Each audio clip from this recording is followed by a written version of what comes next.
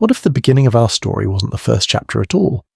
What if everything we believe about the origins of human civilization is merely the final page of something far older, something buried beneath time, dust, and forgotten memory?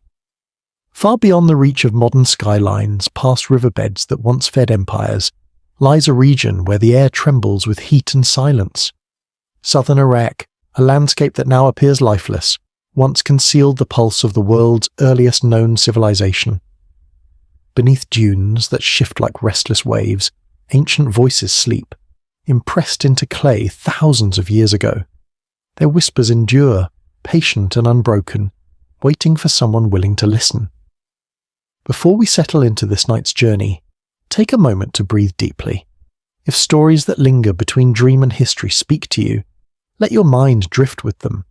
Those who find calm in mystery are the ones who hear the echoes the world has tried to forget. And if your eyes remain open as the night deepens, share your place and hour in the comments. I imagine the quiet stretching across continents, a constellation of listeners suspended in time.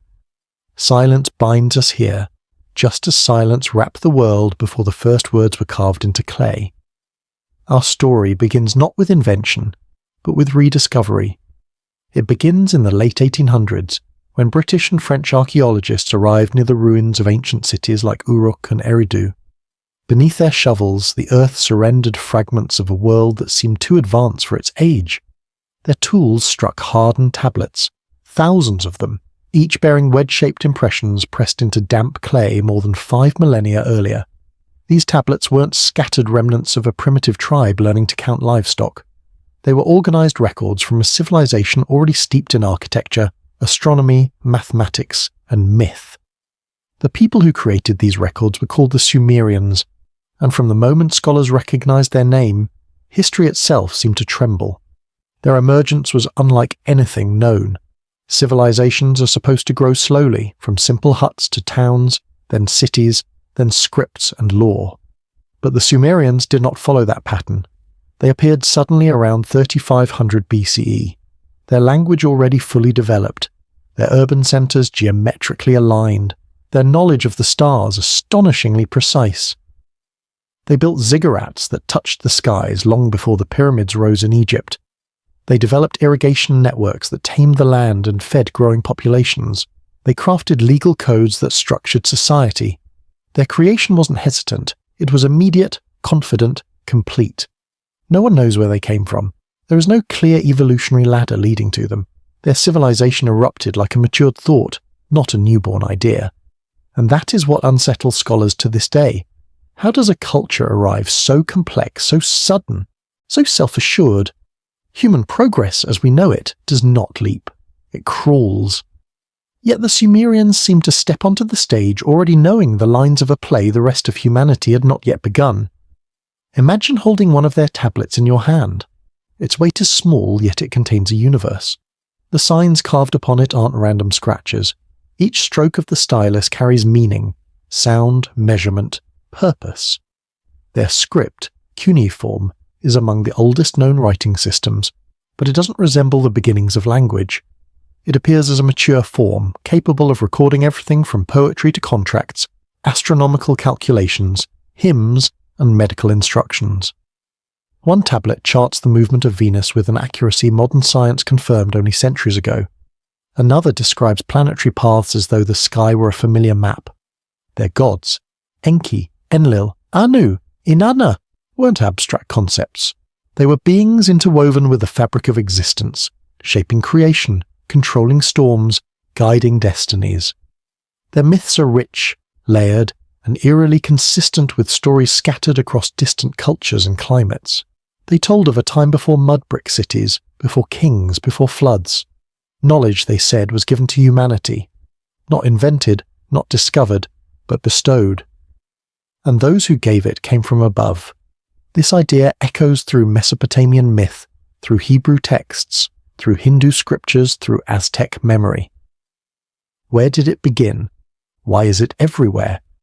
It is easy for modern minds to dismiss mythology as superstition. Yet myth is memory stretched across generations, truth softened by metaphor. When separate cultures recall the same event, the coincidence becomes something else. The Sumerians described a great deluge that cleansed the world. So did the Babylonians. The Bible tells it again. India remembers Manu. Greece speaks of Deucalion. Even the Americas carry the echo. How did people cut off by oceans and time recall the same catastrophe, unless they were recounting fragments of something real? Perhaps memory behaves like sediment, settling wherever humanity finds rest. Or perhaps something once united us before the waters divided the world. When archaeologists uncovered Uruk, the world's first known true city, they expected crude beginnings. Instead, they found grand walls stretching miles, temples aligned to celestial markers, and evidence of complex metallurgical work. In the ruins of one great ziggurat lay a library of over 40,000 tablets, more written records than most medieval kingdoms produced in centuries. A people obsessed with memory left us an inheritance we barely understand. But with inheritance comes mystery. Their number system was based on 60, not 10. From that system comes the 360 degrees of a circle, the 60 seconds in a minute, the 60 minutes in an hour. Why base mathematics on 60? Why create a calendar structured around celestial cycles? Why track Venus with meticulous observation unless such knowledge already mattered to them? Some archaeologists argue the Sumerians inherited lost traditions from earlier settlements erased by time. Others believe their knowledge hints at a vanished civilization predating the end of the last ice age. And then there are those who take the Sumerian texts at face value. That sky beings descended, taught, and departed. Such notions dwell at the fringes of academia, yet even mainstream scholars admit the Sumerian timeline defies explanation. There is no long period of experimentation. There is mastery, there is order, there is precision. It is as though they were rebuilding from memory, not inventing from scratch. A single artifact in the Museum of the Ancient Near East carries a sentence that chills even the skeptical mind. This is the restoration of what was before. Not creation, not innovation, restoration. Restoration implies recollection, not of myth, but of lost reality. Their fingerprints, literal fossilized traces, still cling to the clay. A ridge of skin pressed thousands of years ago remains visible, immortalized in earth. The hand that wrote these secrets died, but the world it once knew continues to whisper through the marks it left behind. Sometimes, staring upon these tablets, one feels something peculiar, a sense that humanity isn't climbing toward enlightenment, but back towards something we once possessed. Archaeology digs downward, but what if knowledge also descends, falling through ages like fragments of a shattered star? The wind that skims across the ancient sands of Uruk carries grains of cities long forgotten. Each particle is a letter in a sentence too vast for us to read. Yet as we linger here, listening to the quiet hum of history, we begin to understand something unsettling. We are not at the dawn of knowledge. We are at the edge of what remains. If the Sumerians were not the first, then who did they inherit from? They claimed kingship came from the heavens, not symbolically, literally. Their earliest texts say, after kingship descended from the sky, kingship was in Eridu, the city they named first. The city archaeologists found layered like a geological memory, each temple built atop another, older than the one before. A staircase descending into the abyss of time. And the deeper we go, the more familiar the darkness becomes.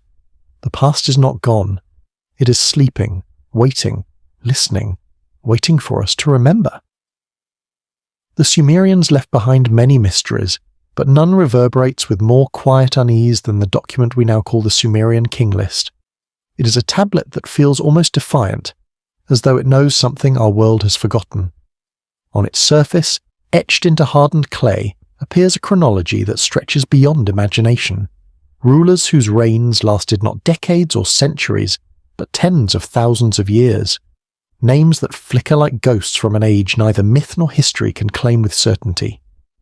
The list begins with a simple assertion, one that refuses interpretation. Kingship descended from the heavens. Those 5 words are the hinge on which the entire chronicle turns. They are not metaphorical. The Sumerians were not prone to poetic ambiguity when writing administrative records. To them, this was a statement of origin, not belief. Kingship was not discovered, it was delivered. and it began in Eridu, their first city, where the foundations of civilization appeared as though restored from memory. The king list unfolds like a ledger. Each ruler is catalogued with precision, cities, names, lengths of reign. But the numbers twist into something impossible. One king is said to have governed for 36,000 years, another for nearly 30,000. The 8 antediluvian rulers combined ruled for over 200,000 years before a great flood swept across the world. After this deluge, lifespans suddenly shrink, first hundreds of years, then decades, eventually aligning with what we now consider human norms. This sudden collapse of time creates a chasm so stark that it feels intentional, as though some dividing line was drawn between what existed before and all that followed. Scholars have attempted to unravel these numbers for generations. Were they purely symbolic? Did they represent celestial cycles, lunar counts, or astronomical epochs misunderstood by modern readers? Some propose that these massive reigns correspond not to years as we know them, but to larger units of time encoded in a mathematical system the Sumerians mastered. Others believe these figures preserve fragments of a world now lost, a civilization whose relationship with time was profoundly different. The Sumerians measured time in multiples of 60, not 10. Their basic unit, the Sa, equals 3,600 years. Many reigns in the king list are neat multiples of this figure, as though the rulers themselves were markers of cosmic cycles rather than mortal kings. It is difficult to dismiss such precision as coincidence. The Sumerians were not careless scribes. Their tablets contain meticulous mathematical order. Each mark had reason. Yet the emotional weight of the king list transcends mathematics. There is longing embedded between the lines, a sense that something extraordinary once existed, something that slipped beyond the reach of memory. When archaeologists hold the fragments of this list, they are not touching myth. They are touching documentation, written in the same language used to record grain counts, taxes, and temple inventories. The tone is not mystical, it is administrative. Someone believed these rulers lived, reigned, and shaped a world washed away before our own began. Copies of the king list have been found in multiple cities: Lagash, Nippur, Ur, and Lhasa. Each version differs slightly, as if scribes struggled to preserve a recollection already eroding. Yet all maintain the same structure: 8 kings before the flood, then a break, then new rulers rising from new cities. The flood is the fracture point. Before it, lifespans defy reason. After it, mortality claims dominion. It is as if the world itself changed state, like a cosmic reset. A silence between breaths. The ruins of Eridu deepen this mystery. Archaeologists digging there found layer upon layer of temples built atop one another, like sediment formed not by nature but by memory. The oldest constructions date back over 7,000 years, older than expected, older than the accepted timeline of civilization. The deeper the excavation goes, the smaller and simpler the layers become, as though the earliest builders possessed greater knowledge than their descendants. It reverses the expected order of progress. Instead of evolution, we see devolution, skills fading, not emerging. It is a pattern that refuses explanation. Among the artifacts of early Eridu are water channels, ritual basins, and objects that scholars interpret as ceremonial tools. Yet their sophistication challenges these explanations. They suggest not experimentation, but familiarity, an understanding passed down rather than born anew. And within these remnants lies something stranger still. Imported stone from mountains hundreds of kilometers away, shells from distant seas, materials not native to the region. How did a supposedly nascent people access objects from such distances, trade networks of enormous scale, or inheritance from a world that preceded them, one erased by catastrophe? Everywhere we look, the Sumerians appear less like pioneers and more like custodians of a forgotten script. The king list does not stand alone. Other ancient cultures echo the same pattern of divine rulers and impossible chronology.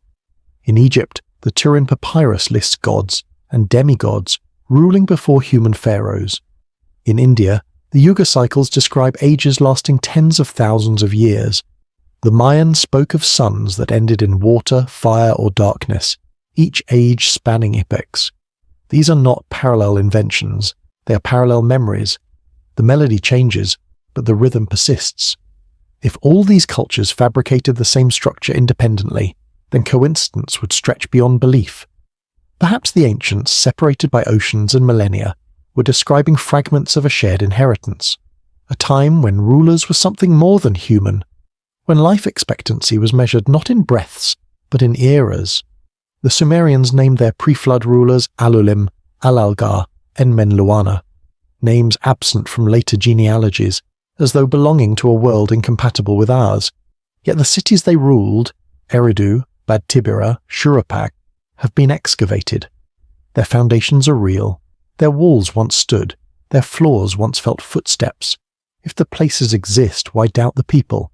The flood that separates these kings from the later rulers is written with grave simplicity. Then the flood swept over. No explanation, no parable, just an event, a line dividing one age from another.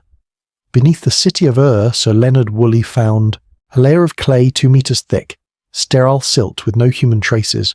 It lay between older artifacts and later ones, representing a rupture in habitation, a literal scar in the earth.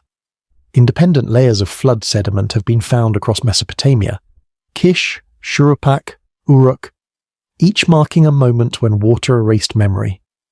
These deposits are not evidence of a global deluge, but they confirm something traumatic enough to reset culture.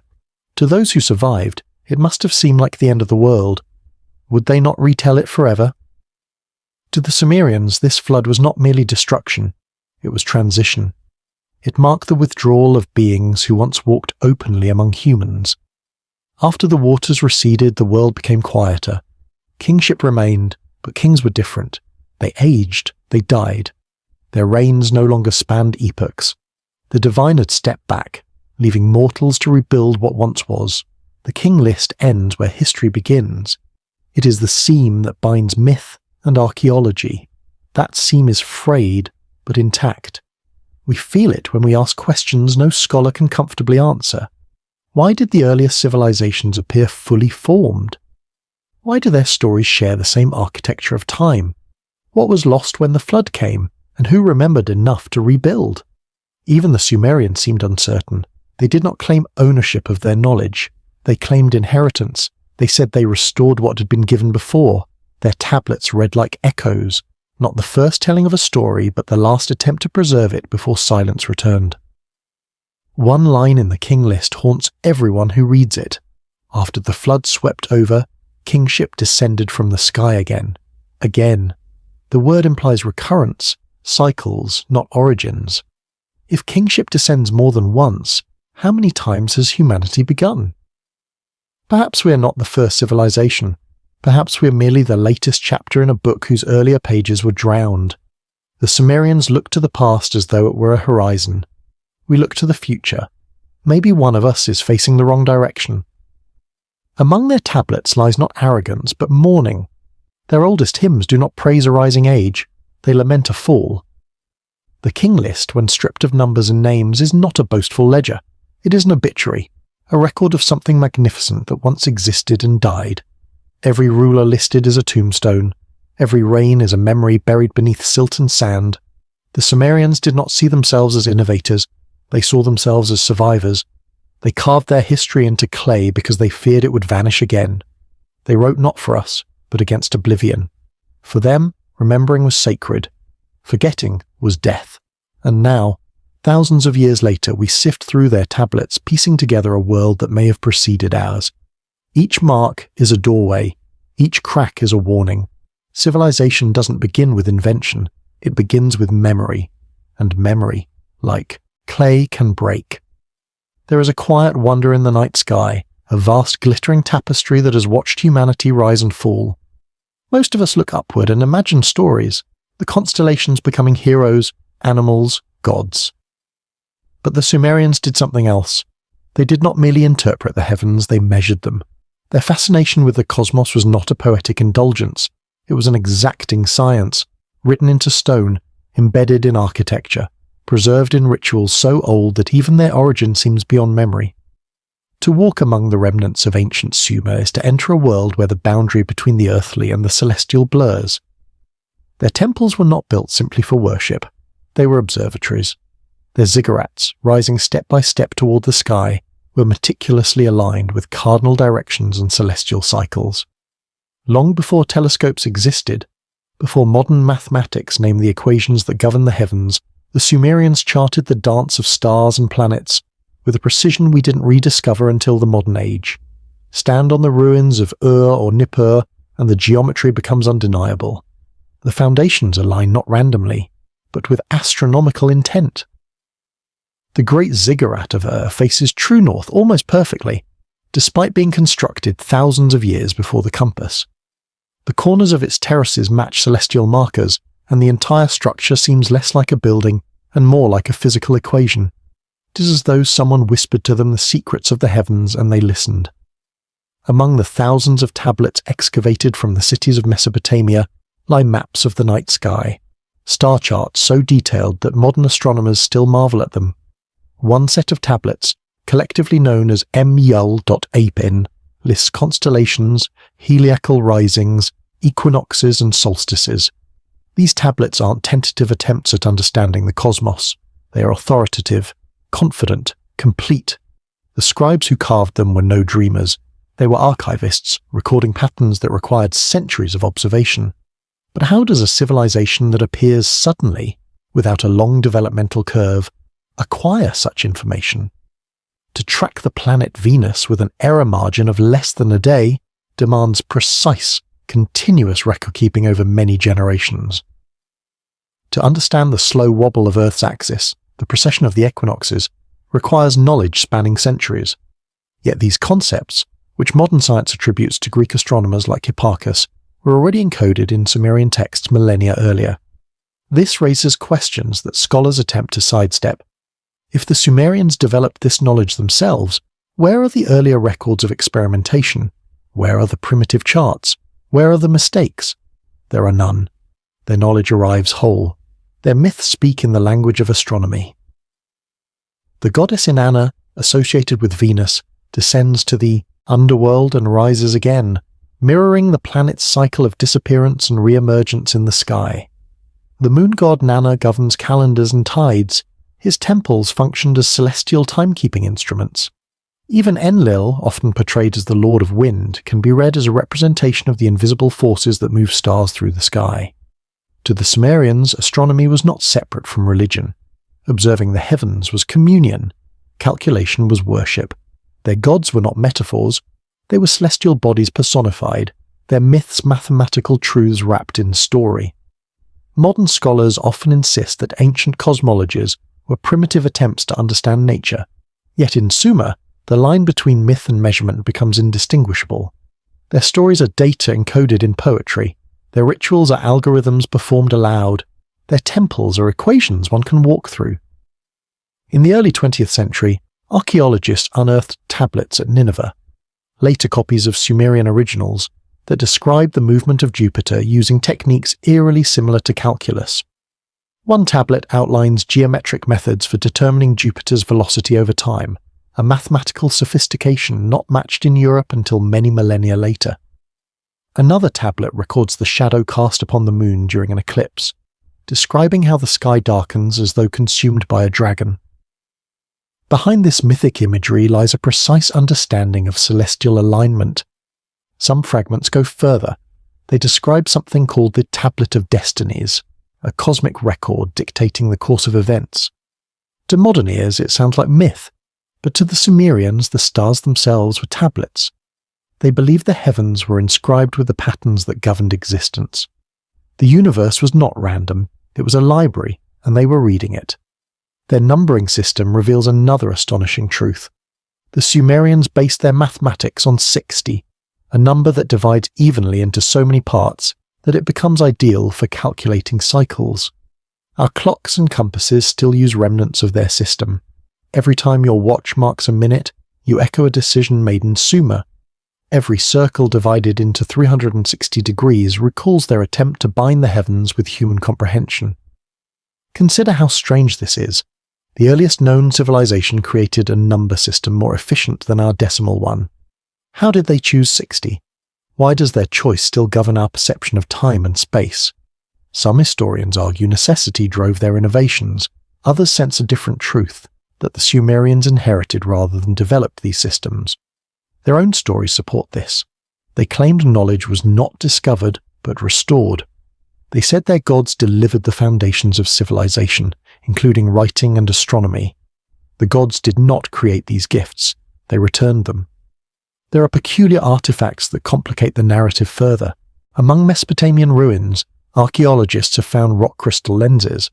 Officially, these objects are interpreted as decorative items, yet their curvature suggests magnification. Could the Sumerians have had primitive optical tools? If so, they didn't need them to calculate celestial movements, but they might explain the uncanny detail of some observations. And then there is a recurring phrase in their mythology, the me, not merely laws but formulas of existence. Each me represents a principle, a fragment of cosmic knowledge, kingship, architecture, language, weaving, law. When Inanna steals the me from Enki, chaos erupts, not because she has behaved wickedly, but because she has disrupted reality's operating code. This sounds less like religion, and more like an ancient operating system. A world view where existence is structured by parameters, and whoever controls them shapes civilization. To modern minds, raised on binary code and algorithms, the idea feels strangely familiar. The Sumerians saw the universe as a system. Their gods were not deities of thunderbolt and whim, but administrators of function. The sky was not a canvas, it was a blueprint. Even music bore cosmic significance. Certain hymns follow harmonic ratios based on celestial intervals, as though sound itself mirrored the structure of the heavens. Harmony wasn't an aesthetic, it was a principle of existence. When we look at Sumer through modern lenses, we see contradictions. Their world appears both impossibly ancient and strangely modern, both primitive in technology and advanced in abstraction. This tension makes some researchers uneasy. Knowledge is supposed to build slowly. Yet here, at the dawn of civilization, we find complexity that should rest at its apex, not its origin. Did the Sumerians glimpse something previous civilizations lost? Were they remembering a world washed away by flood, fire, or time? Or did they, as their texts insist, receive knowledge from above, from beings who measured the stars not as mysteries but as familiarity? Theories spiral outward. Perhaps a forgotten culture tracked the heavens long before written history. Perhaps catastrophe erased them, leaving only fragments. Perhaps the Sumerians inherited these fragments. Perhaps humanity has risen and fallen more than once, our memories dissolving in cycles of amnesia. Whatever the truth, the Sumerians were not guessing, they were recording. Their tablets do not ask questions, they preserve answers. When night settled over Mesopotamia, priests climbed the ziggurats and watched the heavens. Their silence was not ignorance, it was reverence. They understood that the stars were not distant. They were instruction. They were story. They were memory. And perhaps that is the greatest secret hidden in the clay. The Sumerians were not trying to understand the cosmos. They were trying to remember it. Among the cracked foundations of Sumerian cities, buried beneath centuries of sand and silence, archaeologists uncovered something unexpected, evidence suggesting that the Sumerians possessed knowledge they should not have had at the dawn of civilization. Their tablets do not merely recount myths and prayers, they reveal formulas, chemical mixtures, architectural instructions, and tools far beyond what conventional history permits for their era. It is as if they inherited not only stories from an earlier age, but techniques, practical fragments of a forgotten science that once shaped the world before the flood. When excavations began at Eridu, Kish, and Uruk, researchers expected rudimentary structures, crude huts, simple tools, perhaps the first tentative steps toward social order. Instead, they found plans, measurements calculated with uncanny precision, ratios consistent with geometry we would later attribute to Greek minds thousands of years afterward. Ziggurats were not improvised, they were engineered. Angles, inclines, volumes, and even materials were chosen according to systematic rules. And these rules were already understood during the earliest building phases. This is unsettling. Civilizations, as we understand them, do not begin with blueprints. They grow through trial and error. Yet the Sumerians appear to have skipped the errors. Even their language reflects this. The word me, those divine decrees they claimed governed everything, does not translate comfortably. Scholars reduce it to laws or attributes, but neither is accurate. The Sumerian concept of me feels closer to what we today might call algorithms or operating principles. Each me defines how something functions: kingship, music, truth, architecture, weaving, even the way bodies breathe or societies behave. When Inanna steals the me from Enki in one myth, she isn't taking trophies or ideas, she is seizing the source code of civilization. When these principles are disrupted, the world destabilizes not symbolically but structurally. This suggests the Sumerians didn't see knowledge as invention. They saw it as inheritance, something to guard, transmit, or recover. Their achievements were framed not as creations of genius, but restorations of what once existed. Their myths are filled with phrases about bringing back, returning, remembering. Such language is strange if a people are discovering things for the first time. It makes perfect sense, however, if they believe themselves to be rebuilding a shattered world. Their practical sciences testify to this mindset. In Nippur, a city without kings or armies, archaeologists found thousands of tablets, an ancient library older than any known institution of learning. Its scribes recorded medical recipes, astronomical calculations, star charts, hymns, tax records, and legal procedures. But something stands out. These tablets don't show experimentation. They show refinement. They are not hypotheses. They are conclusions. Knowledge arrives intact, as if preserved from collapse. One medicine tablet lists hundreds of plants categorized not by appearance but by effect. An understanding requiring generations of observation or access to older medical traditions. Another text describes sulfur mixed with copper and oils to form purifying compounds. These are not primitive guesses, they are recipes, they are instructions. In the ruins of Kish, metallurgists discovered copper alloys that predate what we call the Bronze Age. Their hardness implies an understanding of techniques not expected until much later. Stone drill holes in diorite, one of the hardest rocks on Earth, reveal a level of craftsmanship requiring rotary tools or abrasives more advanced than those found alongside them. The more researchers uncovered, the more an impossible truth emerged. The earlier strata of Sumerian civilization show the greatest sophistication. Later generations seem to struggle to maintain what their ancestors mastered with ease. This backward gradient, where the past appears more advanced than what follows, contradicts everything taught about human development. Historians are tempted to explain it away. Perhaps trade routes brought ideas from elsewhere. Perhaps nomadic tribes carried lost knowledge. Perhaps coincidence led to similar discoveries across continents. But patterns do not lie. In Egypt, the earliest temples echo the same proportional systems found in Sumer.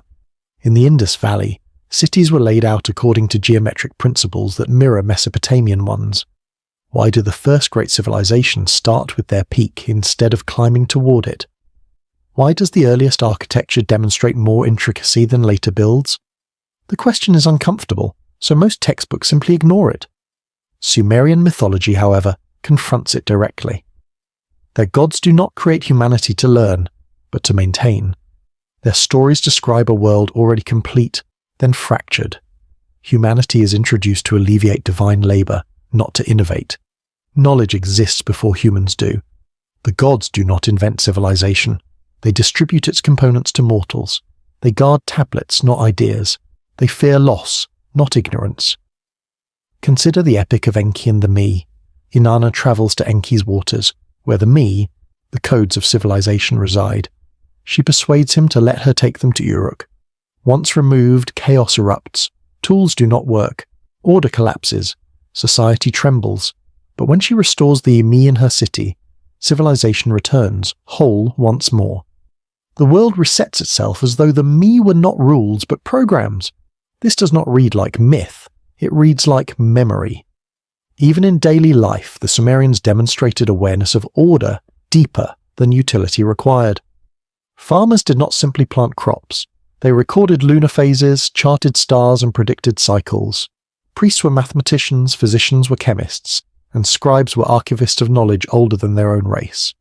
One tablet from Sippur contains a mathematical problem using what we now call the Pythagorean theorem. But this tablet predates Pythagoras by more than 1,000 years. If discovery defines genius, who discovered the theorem? Pythagoras or someone before the flood? Again and again we find the same pattern.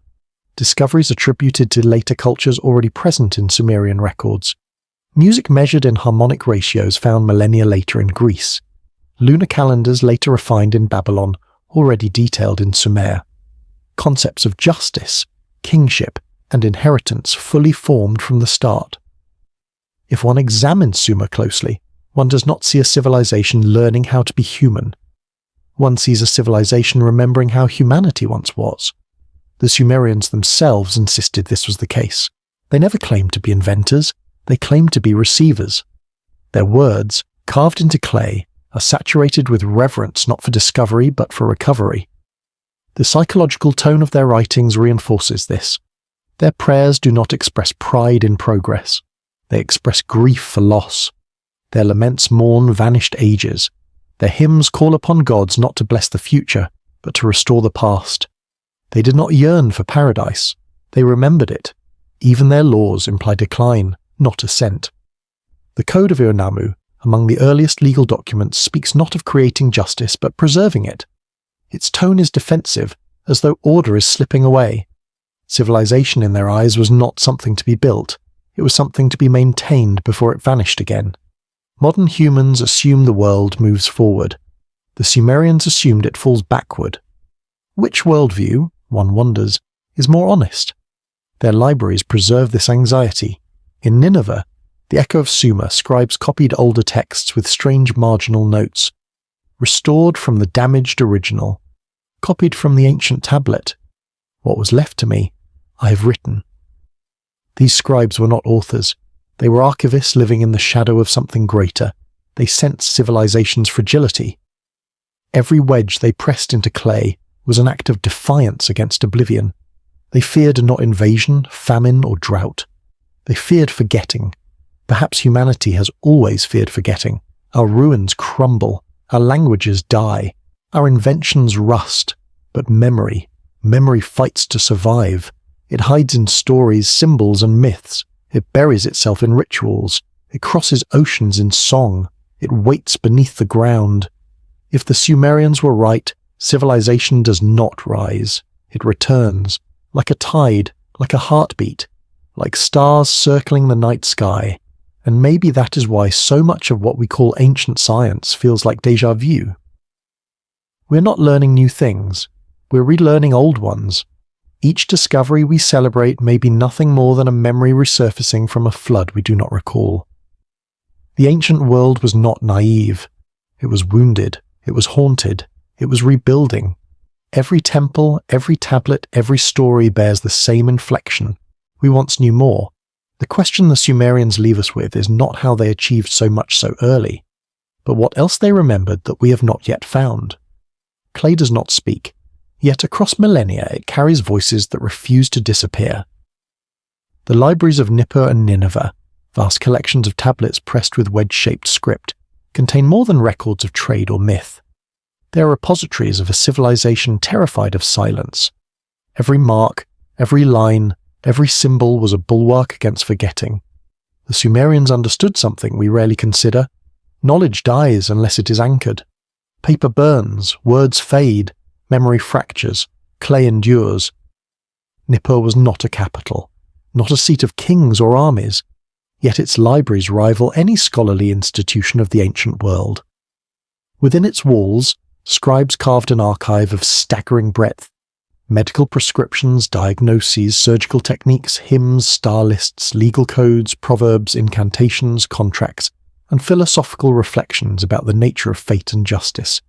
Some tablets contain moral deliberations that sound astonishingly modern. Others describe celestial movements with a certainty that still leaves astronomers uneasy. Nippur was where memory was made solid. Imagine walking through one of those rooms centuries ago. Shelves of hardened clay, thousands of tablets arranged like frozen thoughts, scribes bent over moist slabs, stylus in hand, as if racing against time itself, the air heavy with dust and focus. Knowledge was not casual, it was sacred. To write was an act of devotion. To read was a responsibility. To copy was to prevent the unravelling of the world. The Sumerians saw writing not as invention, but as preservation. They believed language was a divine instrument capable of giving permanence to truth. Their word for writing emna literally meant voice made durable. Every time a scribe pressed a sign into clay, he captured a fragment of eternity. And in their worldview, to write something incorrectly was not merely an error, it was an act of cosmic disorder.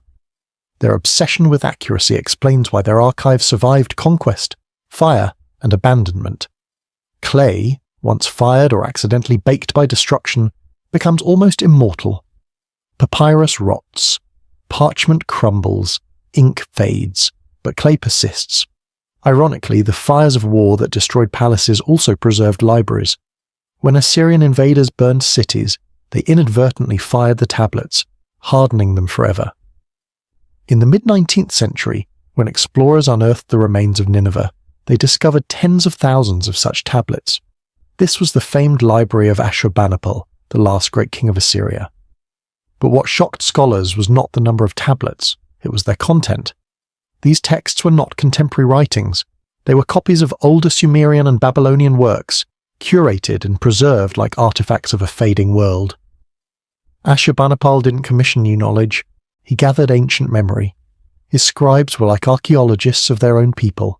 Some tablets bear haunting notes, copied from the old tablet, damaged.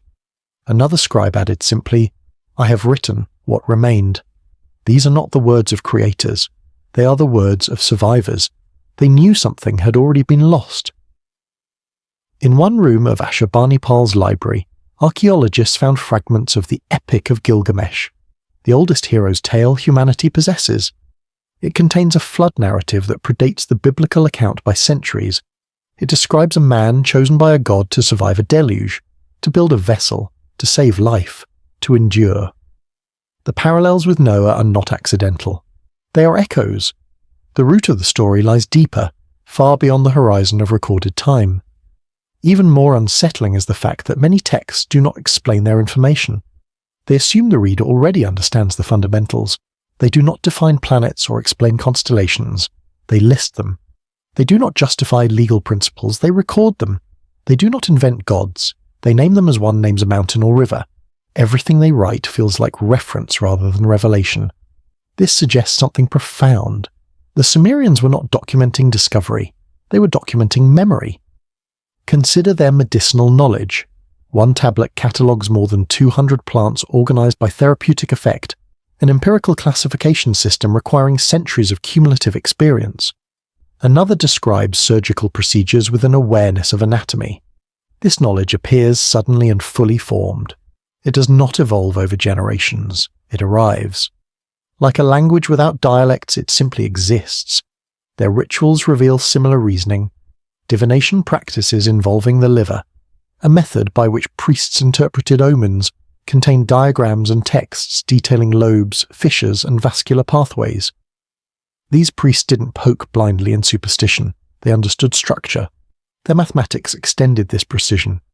Some tablets contain multiplication tables, division algorithms, and geometric calculations. One tablet approximates the square root of 2 with an accuracy that astonished historians. Such skill does not emerge from guesswork. It reflects a tradition already ancient. Even their myths embed information. In the story of Inanna's descent to the underworld and return after 3 days, scholars see not only theological metaphor, but astronomical observation. Inanna, aligned with Venus, disappears from the sky for 3 days during its inferior conjunction. The myth retells an astronomical event through narrative. Theology and astronomy are not separate. They are mirrors. To the Sumerians, myth was not fiction. Myth was the structure of reality expressed in story form. Their worldview appears fundamentally different from ours. We assume knowledge expands linearly. They assumed it shrinks. We believe progress builds. They believed memory decays. Their culture was not reaching upward. It was holding on. This changes how we see their legacy. The library was not a treasury of innovation. It was a vault against forgetting. Yet there is something deeper hidden among the tablets, references to objects and technologies that should not exist. One Sumerian text describes a vessel lined with copper and coated with pitch, capable of storing what it calls heaven's fire. Modern researchers find in this description the qualities of a primitive battery. Whether or not the ancients harnessed electricity, the implication is unsettling. Someone knew something we have lost. Other tablets speak of crystals used to bring sight to darkness. Archaeologists have found rock crystal lenses among Mesopotamian ruins. Their curvature suggests magnification. Their purpose remains officially unknown. Perhaps these were toys of the elite, or perhaps they are remnants of something deeper. None of this proves an advanced prehistoric civilization existed. But every shard, every text, every unexplained anomaly makes the absence of such a civilization harder to dismiss. Then comes the silence, the most powerful artifact of all. Gaps appear in the record. Traditions fade, scripts change, knowledge vanishes, something breaks, and what remains is fragmentary. It is as though the world lost more than objects. It lost orientation. Sumerian scribes sensed this fracture. Their laments speak of cities cursed not with destruction, but abandonment, gods departing, knowledge withdrawing, a world dimming. They did not fear death. They feared emptiness. Every civilization leaves ruins. Only some leave questions.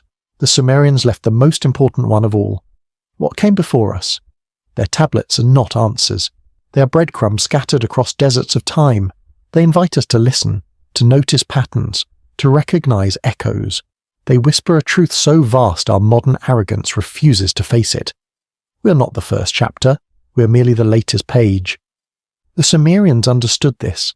They tried to protect the memory that came before them.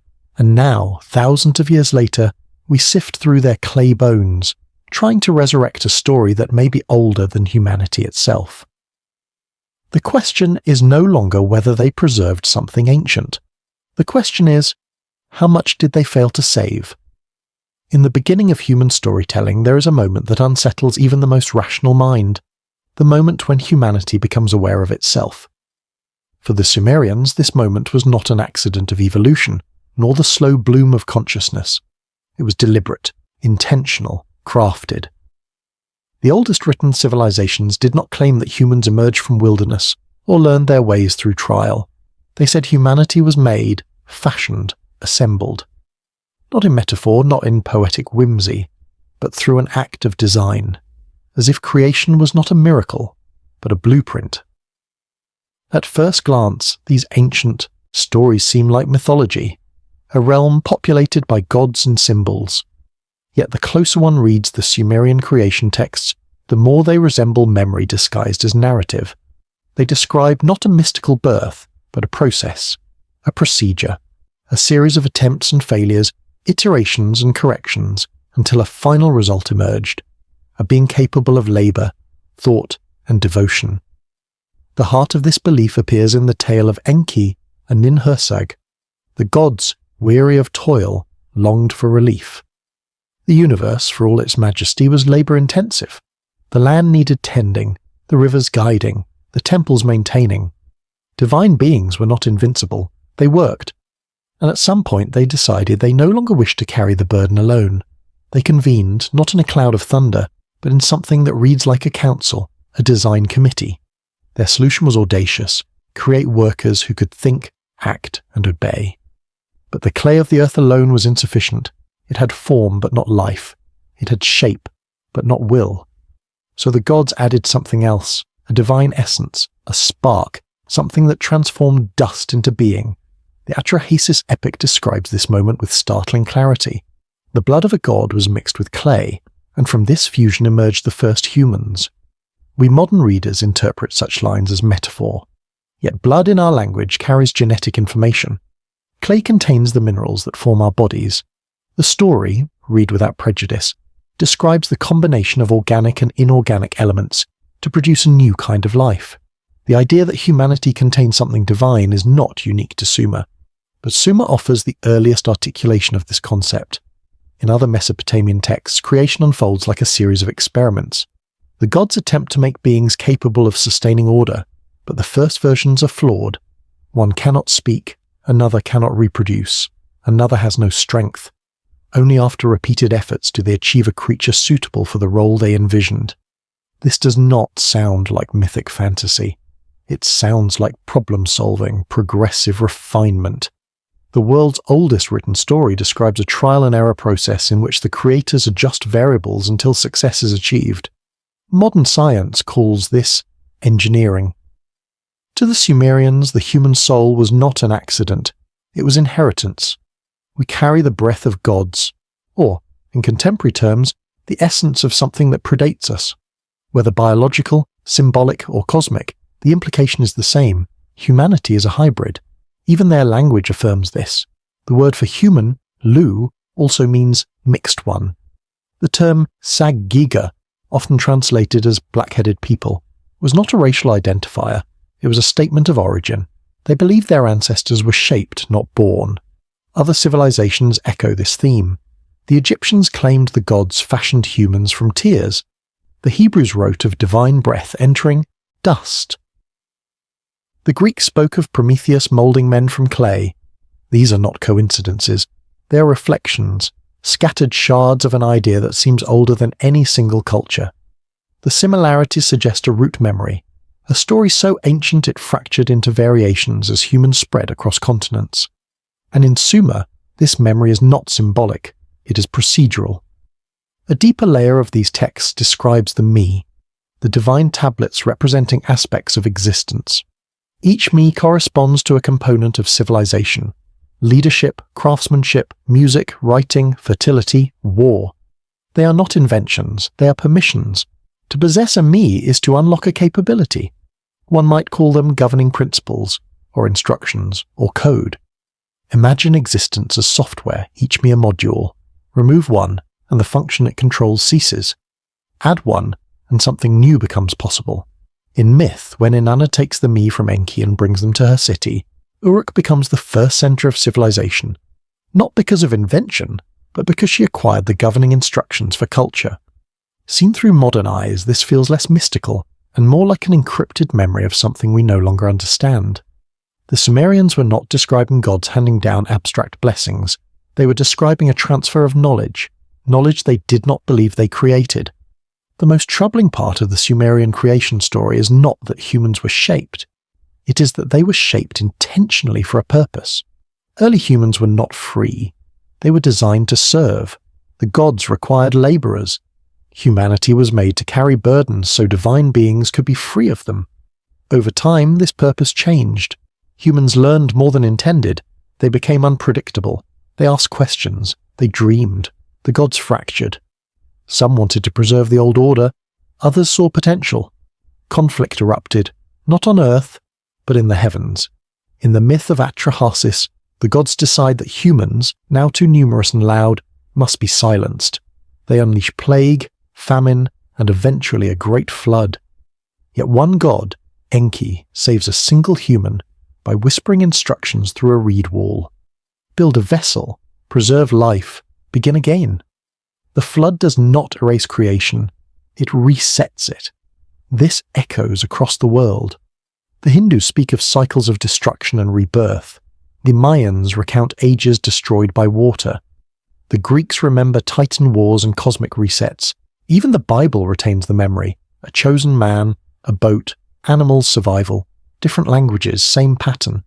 If myth is metaphor, why does the metaphor repeat? There is another detail the Sumerians preserved, one often overlooked. They did not claim the gods were immortal. Their gods could die. Their stories include bloodshed among divine beings. When one was slain, his essence infused humanity. A piece of something older lives within each person. Modern readers call this mythology. Yet the symbolic parallels to genetic inheritance are difficult to ignore. We are shaped by unseen patterns encoded in our bodies. We carry histories we do not remember. Trauma passes through generations. Memory can exist without consciousness. Perhaps the Sumerians understood this intuitively. Perhaps their creation story was not metaphor at all, but the faint recollection of a truth we cannot comprehend. A truth carved into clay before language fractured and memory drowned. One line from the Epic of Gilgamesh pierces this veil. What you call the gods were once men of great name. To the Sumerians, divinity was not otherworldly. It was ancestry. The gods were not illusions, they were predecessors. This changes everything. It shifts mythology from fantasy to history. It reframes religion as memory, It turns creation stories into inheritance records. The Sumerians described a world where humanity began not in ignorance, but in aftermath. We are not the first fire, we are ashes glowing with something ancient. If this is true, then the past is not a straight line, it is a circle. Civilizations rise not because they discover, but because they remember, and they fall because they forget. The clay tablets are not trying to tell us who we are, they are trying to remind us of what we were. The deeper we descend into their stories, the more familiar they feel, as though some part of us recognizes them, not intellectually, but instinctively. A voice beneath consciousness whispers, "I have heard this before," and perhaps that voice is right. Perhaps humanity is not learning its story. Perhaps it is awakening to it. When we peer into the mythology of ancient Sumer, patterns emerge, not random, not isolated, but deliberate. Their gods behave less like celestial abstractions and more like administrators. Their actions are structured, their decisions systematic, their conflicts procedural. They are not forces of nature clad in metaphor. They are beings with hierarchies, responsibilities, and protocol. This becomes unmistakable when examining the so-called Anunnaki, a name often misunderstood in modern retellings. Today, the word conjures images of mysterious sky gods or extraterrestrial visitors, depending on who tells the story. But in the Sumerian worldview, the Anunnaki were not a vague collection of divine figures. They formed a council, a governing assembly with clear ranks and assigned duties. Their stories do not depict them drifting through the heavens. They travel, they convene, they deliberate, they disagree. The world does not simply unfold under their guidance. They manage it. Creation is not a single miraculous event, but a project executed through cooperation and dispute. Their myths resemble minutes from ancient board meetings, not divine fantasies.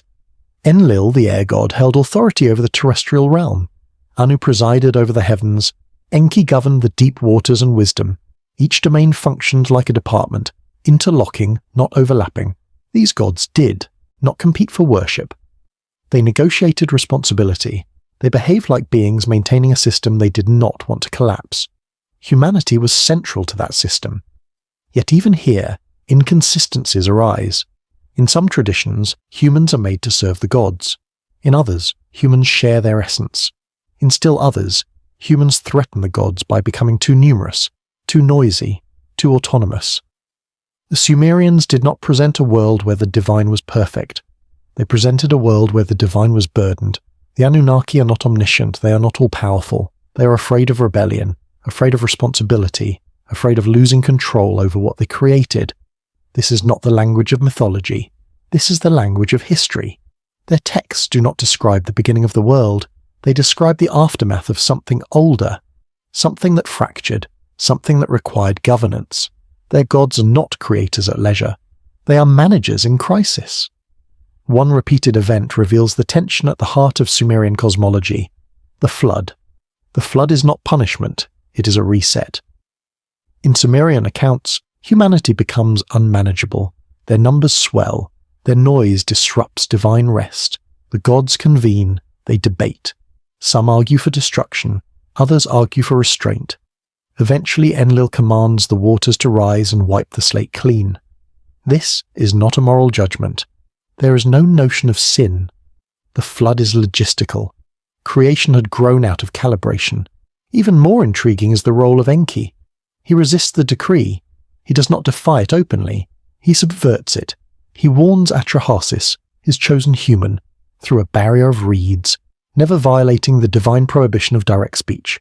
He provides instructions, not comfort, not hope, instructions: build, seal, measure, preserve. The story reads like a technical briefing: dimensions of the vessel, materials required, methods of sealing with bitumen. Modern readers marvel at this level of detail. It is not mythic language. It is architectural. The vessel is not described as a ship, but as a chamber, airtight, enclosed, something designed to withstand forces beyond imagination. Its purpose is not to travel. Its purpose is to endure. When the floodwaters subside, Atrahasis emerges into a world transformed.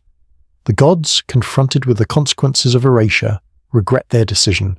They are hungry. They are tired. Without humans, they lack offerings. Once again, humanity is essential, not for spiritual devotion, but for maintaining a system the divine cannot uphold alone. The lesson is clear. The gods depend upon their creation. This dependency reframes everything. It suggests the divine hierarchy is not absolute, it is functional. The Anunnaki are not creators in the way later religions imagine. They are users of an inherited system. They are stewards of something they did not fully design. This raises the most unsettling possibility. The gods themselves might not have been first. The Sumerians never explicitly state this, but traces of the idea reside in their language. The word Anuna originally referred to a group tied to the underworld, not the heavens. Some texts hint at beings older than the gods, forces or entities that shaped the cosmos before divine order was imposed. In the story of Enki and Ninhursag, even gods bleed. Even gods die. Their essence continues, but their bodies perish. This is not metaphor. It implies mortality among the divine, a lineage, not a genesis, a succession, not a creation. The divine realm is not eternal. It is inherited. Other cultures retain fragments of this idea. In Greek mythology, the Olympians overthrow the Titans, who themselves supplanted an earlier generation. In Egypt, Atum emerges from primordial waters older than gods. In Norse myth, the cosmos begins not with gods, but with giants. Why do the oldest stories describe divine succession instead of divine origin? Why do pantheons replace one another? Why do gods fear humanity? Unless humanity is not merely creation, but continuation. Perhaps the Sumerians were not describing beings from the sky in the supernatural sense, but predecessors, humans or human-like entities, whose knowledge surpassed what later generations could comprehend. Their divinity may not have been metaphysical, it may have been technological. Power misremembered becomes miracle.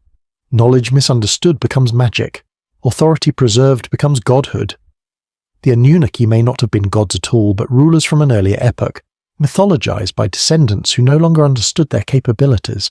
Their cities, their tools, their insights became indistinguishable from divinity when memory failed. If this sounds radical, consider the evidence. The early Sumerians do not invent civilization. They inherit it. Their kings are said to restore what was lost. Their gods do not create humanity from whimsy. They assemble it from components. They modify it. They iterate upon it until satisfied. This is not theology. It is engineering mythology. It preserves, in story, the outline of something real. But memory erodes. Stories distort. If a technologically advanced people were remembered by those who no longer understood machines, what language would remain to describe them? They would be called gods. Their devices would be described as weapons of lightning. Their knowledge of stars would become prophecy. Their departure would be framed as ascent into heaven. The Sumerians, perhaps unknowingly, left us the remnants of a forgotten world. They encoded memory in myth, fact in metaphor, instruction in poetry. Their stories may not be literal, but they are not fiction. The Anunnaki are not beings of faith, they are beings of recollection. And if they governed something before the flood, before the collapse, before the erasure of a previous world, then their presence in our myths may be the last surviving trace of a civilization erased not by time, but by disaster. We are taught that history begins with writing. The Sumerians tell us writing begins with remembering. If their gods were once men, then humanity has lived more than once, and every cycle ends the same way, with flood, with forgetting, with silence. Perhaps that is why their tablets feel urgent, as though they are warning us, not educating us.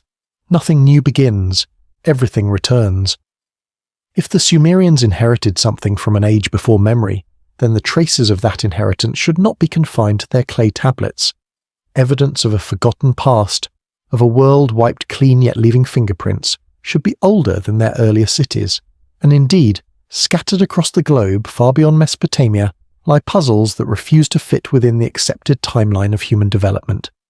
They stand like broken pillars from an older architecture of knowledge, their presence undeniable, their explanations elusive. This is where the story grows larger than Sumer. For centuries we were told civilization began only after the last ice age, when agriculture arose around 10,000 BCE. Before that, humans were hunters and gatherers, nomads without permanence, technology, or complexity. They were thought to possess no architecture, no writing, no cosmology, no mathematics. They simply wandered. But as the ground is peeled back, that story crumbles. In southeastern Turkey, atop a windswept ridge, lies Gobekli Tepe, a site's existence so disruptive that archaeologists initially refused to believe it. Massive T-shaped monoliths, some weighing more than 50 tons, arranged in circles older than pottery, older than metalworking, older than agriculture itself, etched with animals, cosmic motifs and abstract symbols, constructed around 9600 BCE, long before Sumer, long before Egypt, long before any civilization should exist according to conventional history. What makes Gobekli Tepe most perplexing is not its age, but the fact that it was buried intentionally. Someone built it with astonishing skill, used it for unknown purposes, then entombed it beneath thousands of tons of earth. Not abandoned, buried, as though preserving something for the future, as though hiding something from something else. The carvings at Gobekli Tepe mirror constellations with eerie accuracy. Some researchers propose that the arrangement of its pillars corresponds to celestial alignments marking catastrophic events. One stone, etched with scorpions and other symbols tied to astronomical markers, appears to record a date near the end of the Younger Dryas, a sudden global freeze linked to widespread destruction, melting ice sheets, and violent climate shifts. If true, Gobekli Tepe is not only a temple, it is a monument commemorating disaster, a memory in stone. Its age forces us to confront a possibility once dismissed as fantasy. Advanced knowledge existed before recorded history. Someone before the Sumerians understood the stars. Someone understood geometry. Someone organized labor forces capable of moving colossal stones. Someone had time, intention, and skill. Who? Mainstream explanations falter. We are told hunter-gatherers built Gobekli Tepe, yet no evidence supports the existence of a settlement large enough to sustain its construction. Where are the villages, the workshops, the infrastructure? None have been found. Instead, the site appears as a solitary anomaly, impossible, yet real. Gobekli Tepe is not alone. Off the coast of Japan lies Yonaguni, a submerged structure with steps, terraces, and straight cut angles that defy natural formation. Off Cuba's shoreline, sonar scans reveal what appear to be geometric stone blocks and avenues at a depth suggesting antiquity predating known civilizations. In South America, megalithic constructions at Sacsayhuaman and Ollantaytambo fit stones so precisely together that even a razor cannot pass between them. Yet the tools to shape such stones supposedly did not exist at the time. These are not isolated mysteries. They are fragments, and fragments imply a whole. Perhaps the world the Sumerians remembered, and tried desperately to preserve in myth, was not metaphorical. Perhaps there truly was a civilization before ours, a world with knowledge disrupted by a catastrophe so immense that only whispers of it remained. The Sumerians spoke of a flood, not as punishment, but as interruption. They told of kings who ruled before water consumed the land. Their king list divides time into before and after. The same divide appears in countless cultures. The Maya recount suns destroyed. The Egyptians speak of Zep Tepi, the first time, a golden age when beings of knowledge walked among humans. The Hindus describe cycles of creation and destruction lasting thousands of years. The Greeks remember an age of titans preceding their gods. Different tongues, same fracture. If the flood was not a moral cleansing but a physical event, a global reset, then memory itself drowned. The few who survived would rebuild with remnants. They would recall fragments of astronomy, fragments of mathematics, fragments of architecture, but not the full picture. And that perhaps explains Sumer, not first, but first after. A civilization rising from the ashes of something older, armed with shards of knowledge from ancestors they mythologized as gods. Their inventions were restorations, their discoveries were recollections, their gods were memories. Consider the anomaly of agriculture. According to archaeology, it appears simultaneously in multiple places: the Levant, Anatolia, China, Mesoamerica. Agriculture does not behave that way. Cultural innovations spread gradually, not instantaneously. Yet farming erupts across continents as though knowledge was seeded rather than invented. The Sumerians claimed their gods taught humans how to cultivate crops, how to breed animals, how to store grain. They did not attribute agriculture to experimentation. They attributed it to transmission. Transmission is not discovery. Transmission is memory. Suddenly, the strange precision of the earliest cities makes sense. Early irrigation systems, aligned canals, organized streets, all appear in Sumer fully realized. No prototypes, no crude versions, just systems already perfected. Civilization did not climb. It rebooted. If this is true, then what we call progress is merely repetition. We reassemble what we once knew. We name ourselves pioneers while walking paths already laid. The Sumerians seemed painfully aware of this. Their myths are melancholic, nostalgic, obsessed with what once was. They are not triumphal hymns of emerging greatness. They are lamentations for a greatness lost. Their scribes never claimed originality. They claimed obedience to something older, something they feared to distort. Sometimes the earliest is not the beginning. Sometimes the earliest is what survived. This concept, civilization as recovery, not invention, transforms history. It answers questions no scholar comfortably approaches. Why do the oldest religious stories contain advanced cosmology? Why do we find pyramidal structures across continents built by cultures that never met? Why does humanity exhibit sudden jumps in development rather than gradual evolution? Either this is coincidence on a planetary scale, or someone taught us.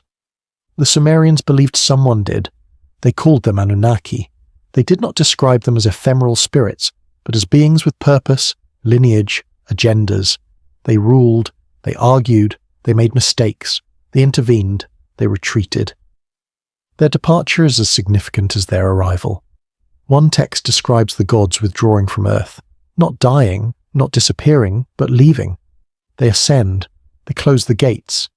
They promise to return when humanity is ready, or when cycles realign. To the Sumerians, history was not linear. It was cyclical. What has been will be again. Civilizations bloom, vanish, and bloom once more. Time is a wheel, not an arrow. This worldview, dismissed by modern thought, aligns with oddities we cannot explain. Sudden disappearances of advanced cultures, technologies appearing before their time, astronomical knowledge too precise to be accidental, monuments older than agriculture. Either ancient people possessed inexplicable genius, or they remembered. Memory is fragile, it breaks, it erodes, it distorts. But sometimes it anchors itself, into clay, into stone, into myth. When enough anchors align, patterns emerge. Sumer was not an accident of geography. It was the first echo of something older, the first attempt to resurrect a world the flood erased, a world with laws, knowledge, and principles encoded into the me, the operating instructions of existence. We live in the shadow of that forgotten age. Our greatest achievements are shadows of something once commonplace. We build skyscrapers, yet struggle to comprehend megaliths. We launch satellites, yet marvel at ancient stellar alignments. We name ourselves advanced, yet our oldest stories whisper of wisdom we no longer hold. The Sumerians did not forget. They feared we would. The tablets they left behind are not teaching us. They are warning us. Civilization does not fall because of ignorance. It falls because of amnesia. The deeper we follow the remnants left behind by ancient Sumer, the more it becomes evident that history is not mute. It murmurs beneath our assumptions, woven into the earth, waiting for someone to recognize it. Its voice is carried not by living tongues, but through clay tablets, ruins, patterns, and echoes dispersed across continents and generations. It speaks through shapes carved in stone, through alignments of ancient monuments, through the persistence of myths that recur in places separated by oceans. It does not whisper like fantasy or invention. It speaks like recollection, subtle, persistent, demanding to be heard. The question lingering above these fragments is no longer whether something significant existed before our acknowledged history began, but what that something might have been. The Sumerians themselves never claimed the mantle of origin. Instead, they presented themselves as heirs, as caretakers of a legacy already ancient by the time they pressed words into clay. Their stories were not announcements of new knowledge, they were testimonies of inherited memory. They portrayed their gods not as creators from nothingness, but as beings who carried wisdom from an age obscured by catastrophe. To them, cities did not emerge out of novelty, they resurfaced after oblivion. Perhaps without realizing it, we are repeating that same cycle. Our sciences examine genomes, geological shifts, and submerged structures, yet the results often perplex us because they do not align with the linear story we have constructed. We discover settlements older than farming, monuments older than writing, and symbols older than belief systems, and we wonder how civilizations could have achieved such sophistication without predecessors. These discoveries do not undermine history. They challenge the assumption that our chapter is the first one written. For the Sumerians, time did not move forward like an arrow, it turned like a wheel. Ages came and went and knowledge expanded and contracted like breath. Civilizations did not begin from ignorance, but awoke from memory. What mattered was not invention, but preservation. Forgetting was not a lapse, it was an existential threat. In their culture, the true terror was not death, it was erasure, the loss of stories, the dissolution of identity through time. Their myths tremble not at monsters or devils, but at voids, at moments when memory breaks and the world returns to darkness. Our era faces that same danger, though we cloak it in technology and certainty. As our world accelerates, the past becomes background noise, overshadowed by novelty and convenience. But the earth does not hurry, it holds the layers of time, patiently, revealing pieces of truth only when curiosity loosens the soil, and each piece, whether a submerged stone city, an inexplicable megalith, or a myth retold across continents, reminds us that the foundations of our world may be older and deeper than we are prepared to admit. The Sumerians believed writing was not for communication but for survival, not a tool to express thought, but a safeguard against oblivion. They carved history into clay because clay resists the corrosion of time. They transformed memory into matter so it could withstand the flood of forgetfulness that always comes. Their stories of gods who bestowed knowledge are less about supernatural beings and more about an inheritance of understanding that humanity struggles to maintain. Remove the divine clothing and what remains are teachers, predecessors, survivors, creatures of an age whose fingerprints still mark the stones we cannot explain. If civilization existed before ours, then its remnants would not appear as intact cities but as puzzles, monuments whose builders are forgotten, techniques whose logic is lost, myths whose meaning has faded. And that is precisely what surrounds us. Mysteries mistaken for superstition, architecture misread as ritual, alignments dismissed as coincidence. As researchers uncover sites older than agriculture, older than metallurgy, older than domestication, they unknowingly confirm what ancient texts implied, that human brilliance did not emerge suddenly but resurfaced. Humanity may not be ascending toward enlightenment, but rediscovering fragments of a forgotten peak. The Sumerians warned that civilizations collapse not because of ignorance, but because of forgetfulness. The Epic of Gilgamesh reflects this theme. Immortality lies not in living forever, but in ensuring that memory persists. The hero fails to conquer death, yet succeeds in leaving behind walls that outlast his body. To the Sumerians, memory was the only true permanence, and writing was the method by which mortals defied time. If we lose our story, we lose ourselves. And if enough stories fade, humanity does not transform. It restarts. Our ruins become mysteries to future generations who, lacking context, convert our technology into myth. The pattern repeats: fire, water, silence, rebirth, repetition. Each age believes itself the summit, unaware that it is merely a brief plateau in a recurring ascent. The Sumerians would not be surprised to know we consider ourselves the first to map the stars or measure time. They saw knowledge as cyclical, ebbing and flowing with catastrophe. Their flood was not legend, it was memory carved into myth. Perhaps our disbelief is not skepticism but amnesia. The stones of forgotten cities, the myths of gods who walk like men, the sudden appearance of agriculture, architecture and mathematics, all are symptoms of a story interrupted. If the Sumerians are correct, we are living inside a cycle older than our language. civilizations rise, reach heights, collapse, and vanish beneath sea, sand, or ice. Survivors inherit fragments they cannot interpret and retell them as best they can. Over time, facts harden into myth, tools transform into relics, and teachers are remembered as gods. The flood is not an event. It is a metaphor for the washing away of memory. And once memory is lost, the cycle restarts. Humanity wakes in confusion, believing itself alone at the dawn of time. It reinvents what it once knew, astonished by discoveries that are merely recollections. The Sumerians tried to stop this. Their tablets are not declarations of supremacy. They are warnings. They do not tell us to worship gods. They tell us to guard memory. They insist that forgetting is the true apocalypse. Clay was their ark. Words were their provisions. Their legacy is not knowledge but caution. Civilization survives only if it remembers. If we ignore the past, we will repeat it. Not in metaphor, but in reality. Our towers will crumble and become mountains. Our satellites will fall and become stars in the stories of another age. Our language will become sound without meaning. And someone, thousands of years from now, will bend over a shard of our existence and wonder who we were. The Sumerians would tell them we were warned. The past is not behind us. It lies beneath our feet, embedded in stone, waiting for recognition. We do not stand at the beginning of history. We stand on its ruins. The only question that remains is whether we will preserve the memory entrusted to us, or allow it, once again, to drown. If the Sumerians were not the beginning, but rather the inheritors of a forgotten legacy, then their influence should not disappear with the collapse of their cities.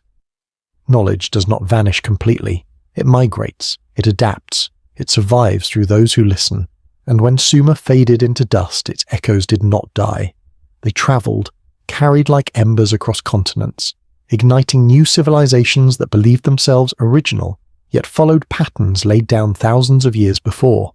This silent inheritance is visible not through declarations, but through similarities too consistent to dismiss. The first heir to Sumer was Babylon. Though Babylonian rulers claimed innovation, their greatest achievements were restorations. Hammurabi's famous law code, praised as one of humanity's earliest legal documents, rests upon principles already present in Sumerian texts.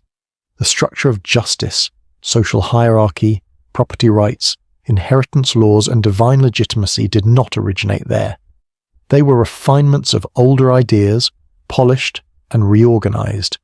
Even the Babylonian gods, Marduk, Ishtar, Nabu, stand as linguistic shadows of Sumerian deities. Their personalities shift, but their roles remain. The Babylonians did not replace their predecessors, they translated them. Architecturally, the pattern is the same. The monumental ziggurats of Babylon rise like reflections of Sumerian prototypes. The great ziggurat of Etemenanki, often associated with the biblical Tower of Babel, traces its blueprint directly to ancient Sumer. This was not accidental. The Babylonians believed they were reviving something sacred, rebuilding what the gods had established long ago. Their myths, especially Enuma Elish, rewrite Sumerian cosmology with different names but identical frameworks. Even the flood narrative persists almost unaltered, not passing through invention, but through transmission. When Babylon fell, the legacy did not stop. It shifted westward into the Nile Valley. Egypt, for all its grandeur, exhibits characteristics startlingly similar to Sumer. The Egyptians did not attribute knowledge to their own genius. They credited a mysterious epoch called Zep Tepi, the first time, when gods walked the earth and bestowed education upon humanity. Their gods, Osiris, Isis, Horus, Thoth, mirror the Sumerian pattern, divine beings who civilize, teach, regulate, and withdraw. The Egyptian belief that kingship descends from the heavens resonates word for word with Sumer's earliest declarations. Even the physical structures align.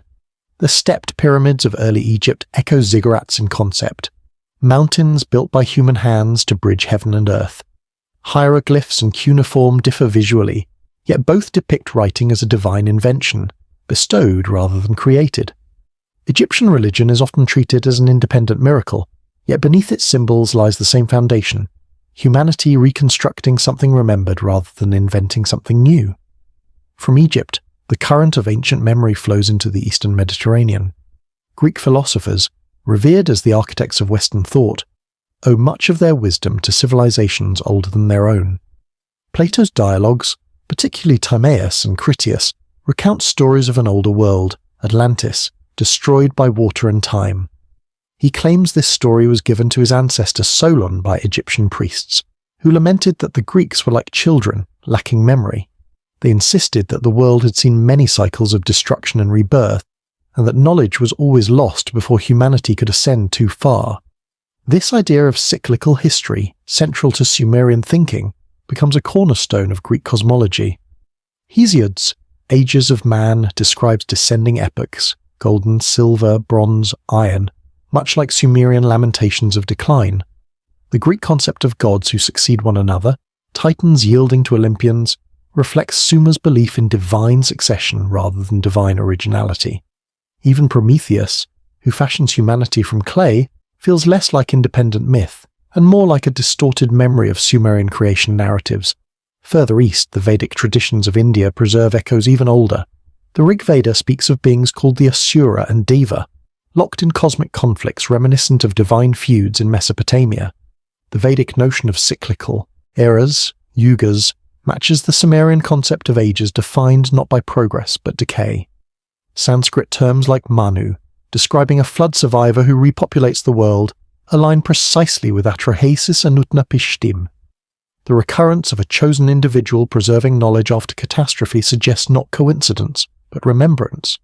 In Mesoamerica, separated by oceans, the Maya and Aztecs recount gods arriving from the stars, teaching language, mathematics, agriculture, and timekeeping.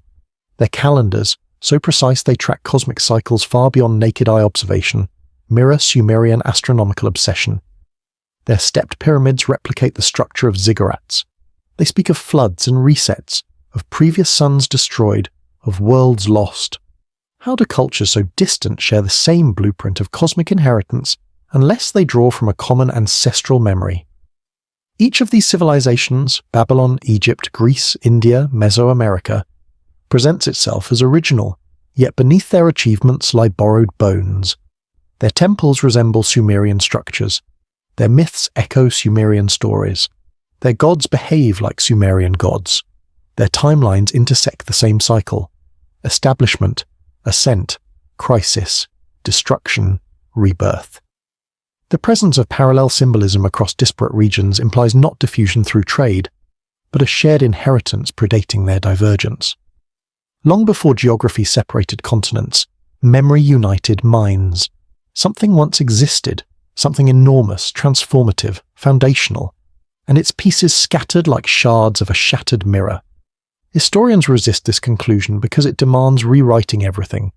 It suggests humanity did not climb a ladder, it rebuilt one. It reframes innovation as recollection. It implies we are not ancestors of greatness, but descendants of it. Our pride trembles at the thought, but pride does not alter truth. Consider the peculiar phenomenon of sacred measurements. Many ancient cultures employ the same units, harmonic ratios and celestial alignments, despite having no contact. The Great Pyramid aligns with Orion's belt just as Sumerian cities align with stars linked to Inanna and Enlil. Why do so many civilizations build not according to utility, but according to the heavens? Why does astronomy precede industry everywhere? Why is the sky the blueprint for stone? Because they were copying something they remembered. Civilization does not emerge from invention. It emerges from pattern recognition. People do not build ziggurats, pyramids, temples, and mounds across continents by accident. They build them because something embedded in human consciousness insists there is meaning in the stars, and that meaning must be mirrored on Earth.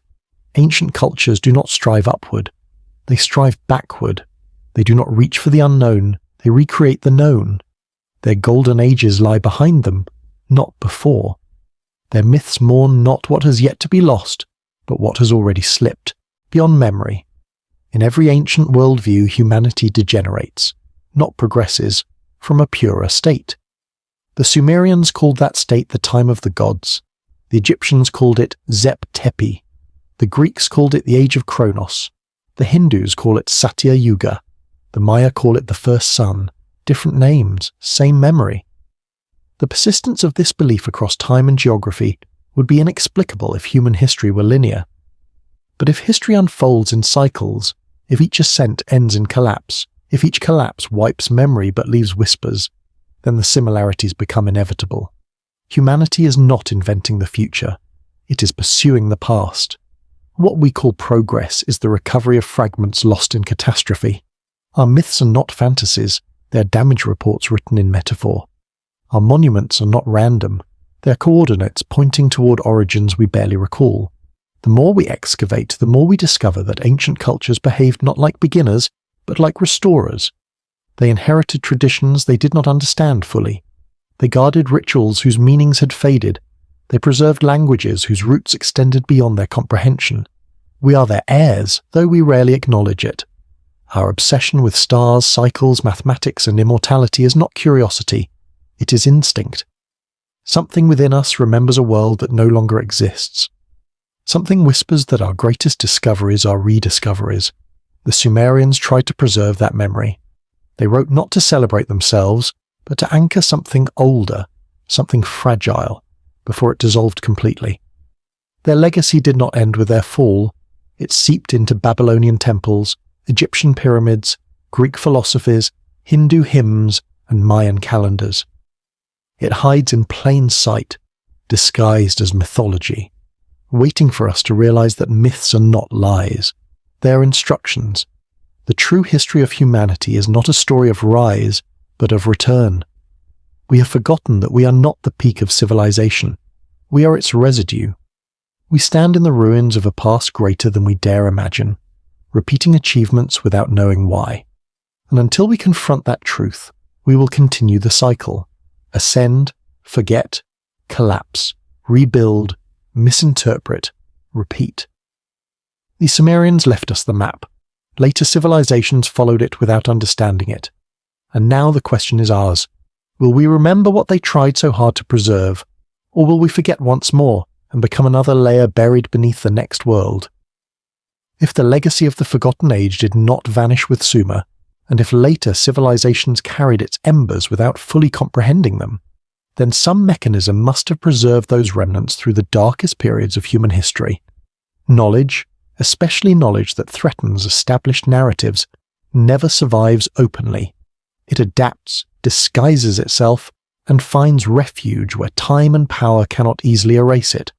Thus, hidden beneath the surface of religion, secret brotherhoods, and ceremonial traditions lies a thread connecting us to a world that predates memory itself. After the fall of Sumer, something peculiar occurs in human history. Cultures that should have emerged independent of one another develop parallel frameworks of initiation, secrecy, and encoded teachings. This is not how knowledge spreads spontaneously. Casual discoveries do not demand oaths of silence, ritual symbols, and restricted access. Only inherited information, especially information deemed dangerous or sacred, requires guardians. The earliest priesthoods did not arise as spiritual intermediaries, they functioned as archivists. In Mesopotamia, temple complexes such as those in Eridu and Ur served not primarily as places of worship, but as centers of administration, astronomy, and coded instruction. Priests recorded celestial movements, agricultural patterns, and genealogies of rulers who predated even themselves. Their rituals were not mere ceremonies, they were reenactments of cosmic events, reenacted to guard memory. Religion was not separate from knowledge, it was the container that protected it. When the knowledge migrated to Egypt, the priestly caste evolved into an institution so powerful that even pharaohs feared it. The so-called House of Life, per Ankh, was not simply a library. It was a crypt for teachings considered too potent for common minds. Priests preserved astronomical data, mathematical ratios, medicinal formulas, and myths so ancient their origins were no longer understood. The Egyptian belief that written words contained Heka, a living force, was not metaphor. It was recognition of writing as a weapon against forgetting. This attitude toward knowledge as power persisted through centuries. Greek mystery schools, such as those of Eleusis, guarded sacred stories of cycles, death, and rebirth. Their initiates claimed enlightenment not through new revelations, but through remembering truths the uninitiated could no longer access. Plato himself alluded to higher teachings withheld from the unready, ideas he believed once common in an earlier epoch. His famous declaration that learning is recollection echoes the Sumerian worldview. The soul knows, but the mind forgets. As civilization shifted, the guardians of memory adapted. In Israel, the mystics behind the earliest layers of the Kabbalah insisted that divine knowledge was once universal, but became fractured when humanity strayed from original understanding. They did not view God as changing. They viewed human awareness as crumbling layer by layer. Their tree of life, a diagram of emanations, resembles the Sumerian me not in content but in purpose, a map of how reality once functioned before the connection was broken. In Persia, the Magi inherited astronomical knowledge so advanced that Greek scholars accused them of practicing forbidden arts. Yet their magic was merely memory, fragments of a world where stars were not symbols but coordinates. When Rome rose, it did not innovate, it reorganized. Roman law echoes Sumerian law. Roman architecture replicates Babylonian precision. Roman religion assimilates older myths and repackages them. Even Christianity, which many assume broke from antiquity, is layered with pre-existing structures. Sacred meals echo Sumerian offerings. The flood narrative mirrors Atrahasis. The descent and return motif reflects Inanna, and the resurrection of a divine human figure parallels myths stretching back beyond Egypt. These parallels are not plagiarism. They are fossilized memories. But the clearest line from the forgotten world into the present does not run through empires. It runs through secret societies. The world's most enigmatic orders, from the Pythagoreans to the Freemasons, obsess over symbols, numbers, geometry, and celestial alignments, not because they are mystical, but because they preserve logic older than written history. Their secrecy is not elitism. It is protection. Knowledge that survives floods must be guarded against ignorance. Take the Pythagorean Brotherhood. Their fascination with ratios, harmonies, and geometric forms was not invention but remembrance. Their insistence on silence among initiates was not superstition. It was the recognition that unprepared minds distort what they cannot comprehend. Take the Freemasons. Their architectural symbolism and reverence for the great architect echo ancient beliefs, that the universe was constructed according to intelligible laws. The cornerstone ritual, the emphasis on sacred geometry, the use of star-mapped layouts, these are not medieval inventions. They are fragments of a structure far older than the cathedrals built atop it. The Druids, though often romanticized, preserved oral knowledge tracing cycles of time, cosmic order, and sacred sites aligned with solstices. Their stone circles mirror the Sumerian impulse. Align earth to heaven. Do not let memory drift loose. Across the oceans, the Hopi people describe cycles of civilizations destroyed by water, fire, and forgetting. Their myth of the ant people who sheltered survivors mirrors Sumerian flood narratives, not in detail, but in function. Guardians ferry memory across catastrophe. Why would societies separated by space and time all behave as if they were heirs to an older world? Why would they obsess over the preservation of symbols whose meaning they themselves sometimes forgot? Why would initiation, secrecy, and hidden knowledge become universal? A civilization inventing knowledge has no need for guardians. A civilization inheriting knowledge does. This then becomes the larger pattern. Humanity behaves as though it once possessed something perilous to forget. The greatest mystery is not that ancient cultures share myths. It is that they share mechanisms for protecting those myths. This implies intention, not coincidence. It implies we are dealing not with spontaneous genius, but with a managed transmission, a relay race of memory, each runner passing the torch before the flame dies. Even today, society contains vestiges of this system. Universities originate in monastic scriptoria, where knowledge was restricted to the devout and loyal. Scientific academies emerged from alchemical circles that guarded their formulas as if protecting the structure of reality itself. Governments fund archaeological missions not to seek truth, but to manage narrative. Modern institutions that claim to chase enlightenment behave like gatekeepers, not discoverers. The pattern has not changed. Knowledge is still camouflage. Memory remains a battlefield. And somewhere beneath our world of digital noise lies an ancient fear that forgetting will come again. Every era constructs myths explaining why the past is gone. Floods, wars, divine wrath, planetary cycles. These are stories we tell because we lack the courage to ask the real question. What happens if humanity remembers too much? Sumer believed memory was a double-edged blade, powerful enough to rebuild the world, yet dangerous enough to unmake it. Their gods restricted knowledge not out of cruelty, but out of caution. They gave humans only fragments, limiting access like a failsafe. The secret orders that followed behaved similarly. They revealed truths in layers, not to withhold power, but to prevent catastrophe. The uninitiated misinterpret symbols. Misunderstanding destroys more reliably than ignorance. To know without wisdom is to repeat the fall. Here lies the hidden terror of our age. For the first time, the barriers between memory and masses have crumbled. Knowledge once transmitted through cryptic symbols is now available to anyone. The question is not whether we can find the past, it is whether we can comprehend it before we break ourselves against it. If the legacy of the forgotten world survived through priests, orders, mystics, architects, philosophers, and storytellers, then we are the first generation with the means to reassemble every piece. We are also the first generation arrogant enough to think we invented them. Humanity stands now where Sumer once stood, on the brink of remembering, and if cycles hold true, then remembering is the prelude to transformation, not progress, not decline, but reset. The elders of Sumer warned that civilization collapses when memory collapses. But what if memory itself triggers collapse? What if remembering is the final act before the wheel turns again? The greatest legacy of the forgotten age may not be knowledge, but the structure through which knowledge must be saved, and the consequences of failing to save it.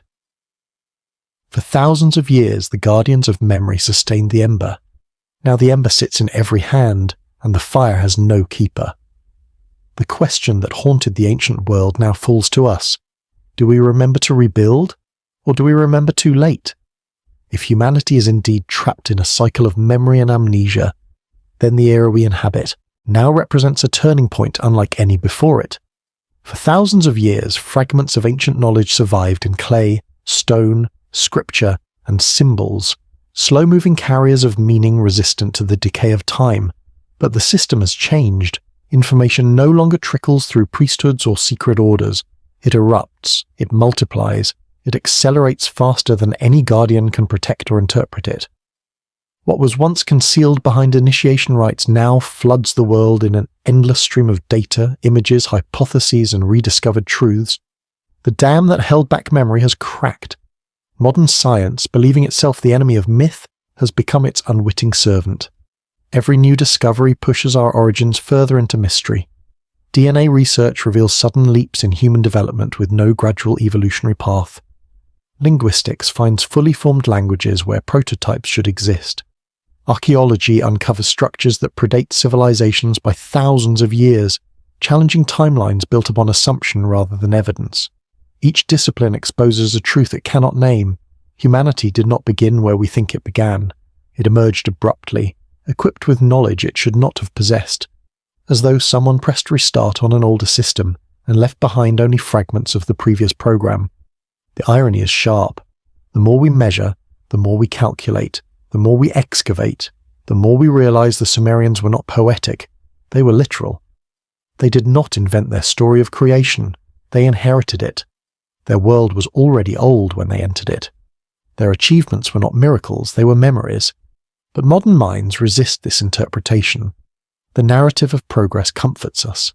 It flatters our ego. It tells us that we are exceptional, that we stand atop a pyramid of time with everything below us primitive and everything ahead of us unclaimed.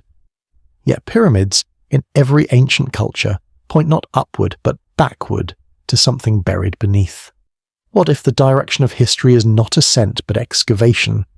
Look around our world. Satellites trace constellations as priests once did. Corporations function like temples. Data is the new clay. Algorithms are the new me. Invisible forces shaping reality.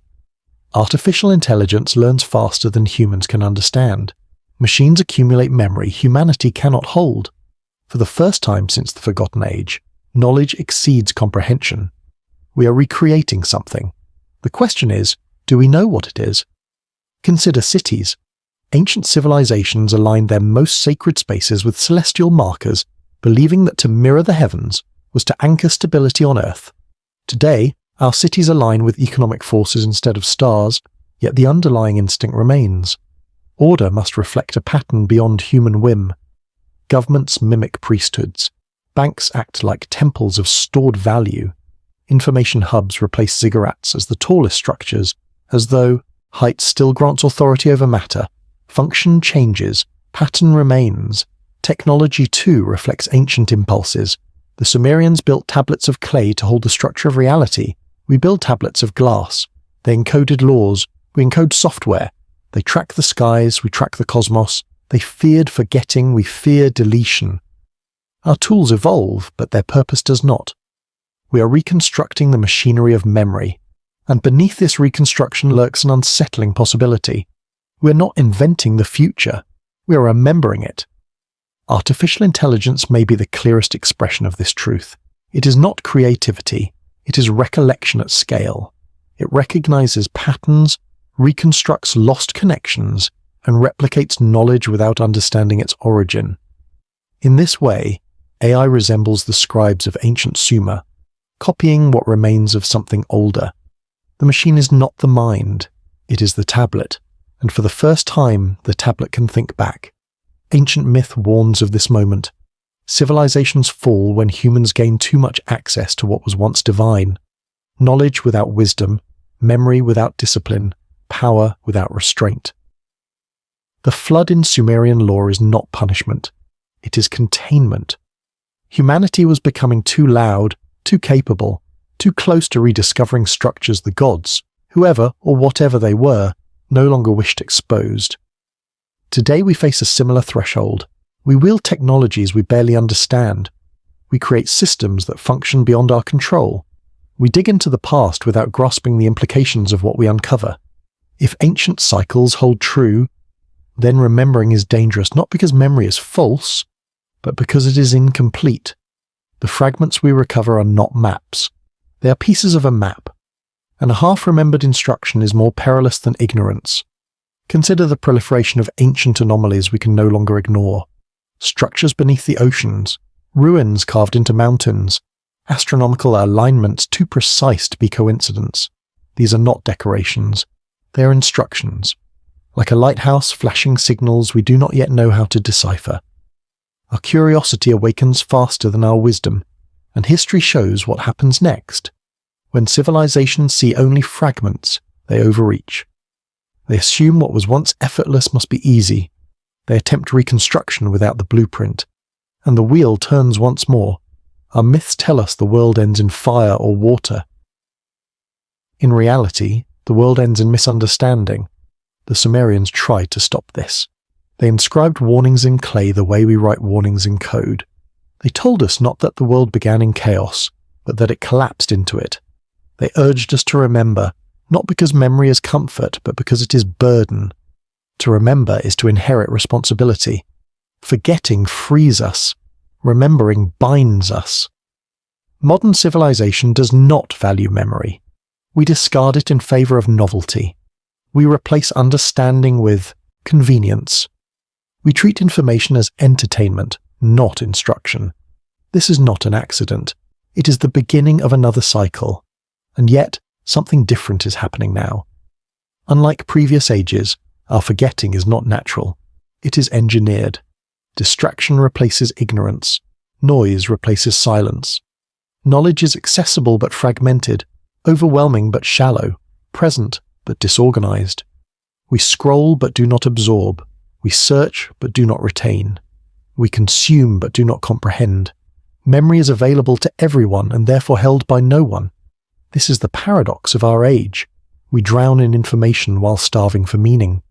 Ancient civilizations collapsed when meaning eroded. Symbols lost power. Stories lost context. Rituals lost purpose. Once memory became decoration instead of instruction, the cycle reset. The waters rose, the fires came, stone survived, students did not. We stand now where others once stood, at the precipice of remembering or forgetting. One path leads to continuity, the other leads to another flood. metaphorical or literal.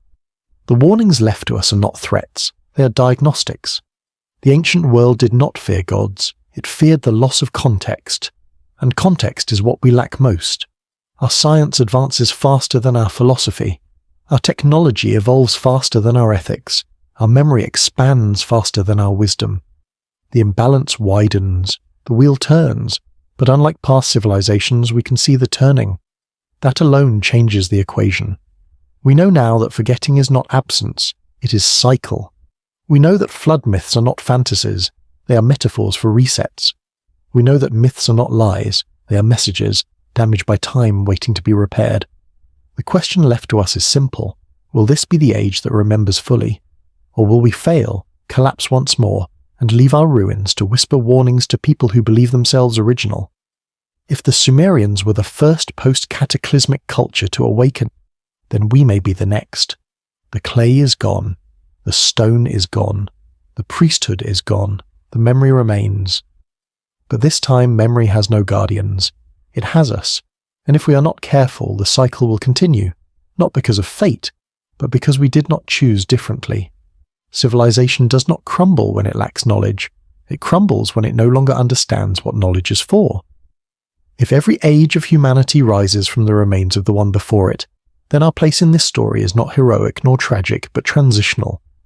We are characters in a chapter we do not fully understand, inheriting memories we never asked for, standing at the edge of a precipice where past and future blend into something indistinguishable.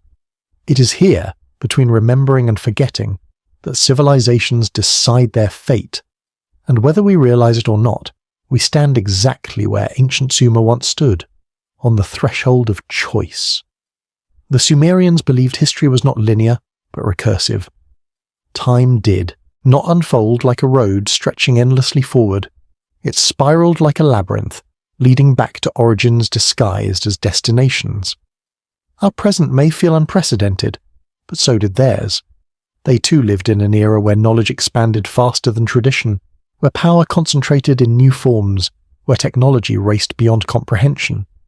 We assume our anxieties are modern, yet they are echoes of anxieties carved into clay 5,000 years ago. Their warnings were not philosophical, they were observational. They recognized a pattern. Civilizations collapse not when challenged from without, but when severed from their memory. When stories lose meaning, when rituals become hollow, when knowledge turns into spectacle, the structure that sustains society fractures from within. The walls may still stand, the markets may still trade, the temples may still glitter. But the foundation, the shared understanding of who we are and where we came from, crumbles silently beneath everything else. This is the true catastrophe ancient myths describe. Floods may symbolize water, but their deeper meaning is erasure. When memory dissolves, identity dissolves. When identity dissolves, culture dissolves. And when culture dissolves, humanity restarts its climb from ruins it no longer recognizes as its own. If this is the cycle, then the question that defines us is not whether we will advance, but whether we will remember. Consider how history behaves in our era.